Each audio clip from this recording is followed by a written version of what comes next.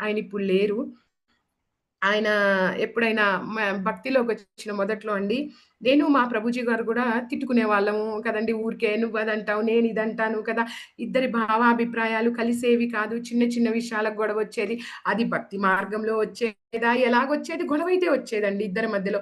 నేనొకరోజు ప్రభుజీతో అన్నాను. ఇదే శ్లోకము, ఈ శ్లోకము హరే కృష్ణ హరే కృష్ణ ఈ 2 శ్లోకాలు ఆయన ఒకరోజు క్లాస్ తీసుకున్నారండి. క్లాస్ తీసుకున్నప్పుడు నేను ఇదే అడిగాను. ప్రభుజీ పుస్తకాలలో, శ్లోకాలలో, థియరీలో బావుంది ప్రభుజీ ఇది. అసలు ఎలాగండి నిజంగా ఒక కుటుంబంలో వీటిని అప్లై చేయడం అనేది చాలా కష్టము. ఇప్పుడు నన్ను మా ప్రభుజీనే తీసుకోండి. అసలు గొడవలొస్తున్నాయి ప్రభుజీ. ఎందుకు గొడవ పడుతున్నామనేది అర్థం కావడం లేదు. నాకనిపిస్తుంది మా ప్రభుజీ నన్నర్థం చేసుకోవడం లేదు.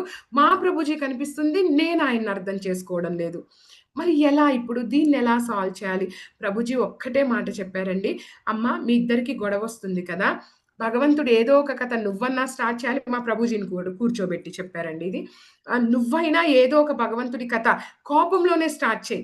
కదా! కృష్ణుడు గోవర్ధన లీల చేశాడంట, ఈ లీల చేశాడంట, ఆ కథంట, ఈ కథంట. నువ్వు తిట్టుకుంటేనే చెప్పు. ప్రభుజీ మీరైనా స్టార్ట్ చేయండి. మీ ఇద్దరిలో ఎవరైనా మొదటి అడుగు వేసి భగవంతుడి కథ స్టార్ట్ చేయండి. లేదా జపమాల తీసుకోండి. అదే కోపంతో, అదే ఏడుపుతో హరే కృష్ణ, హరే కృష్ణ, కృష్ణ కృష్ణ, హరే హరే, హరే రామ, రామ రామ, హరే హరే ఏడవండి. హరే కృష్ణ, కృష్ణ కృష్ణ. మీరు ఏడుస్తా చేస్తారా? కోపంతో చేస్తారా? ఎదుటి వ్యక్తి మీద ద్వేషంతో చేస్తారా? కనీసం 2 మాలలు చెయ్యండి. కదండీ! ఒక్క 10, 15 నిమిషాల తర్వాత తేడా చూడండి. నిజమండి. ఇది మా ప్రభుజీ గారు నాకు చెప్పారండి. అంటే నా శిక్షా గురువు గారు నాకు చెప్పారు. నేనిది మీకు చెప్తున్నానండి. ఖచ్చితంగా వర్కౌట్ అవుతుందండి ఇది. ఖచ్చితంగా వర్కౌట్ అవుతుందండి. ఎందుకంటే మనం ఒకరికి కష్టం కలిగించే స్థాయిలో మనం లేము. మనకు ఆ అర్హత లేదు.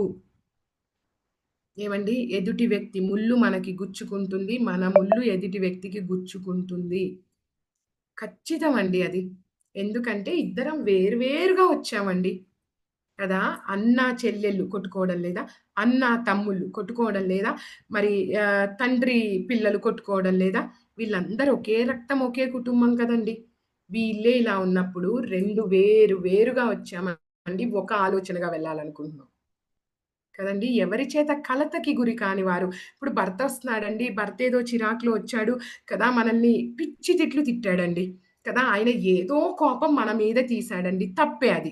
అది తప్పు కాదు అని నేనననండి. అది నిజంగానే వేరే వాళ్ళ కోపం మన మీద తీయడం అనేది తప్పు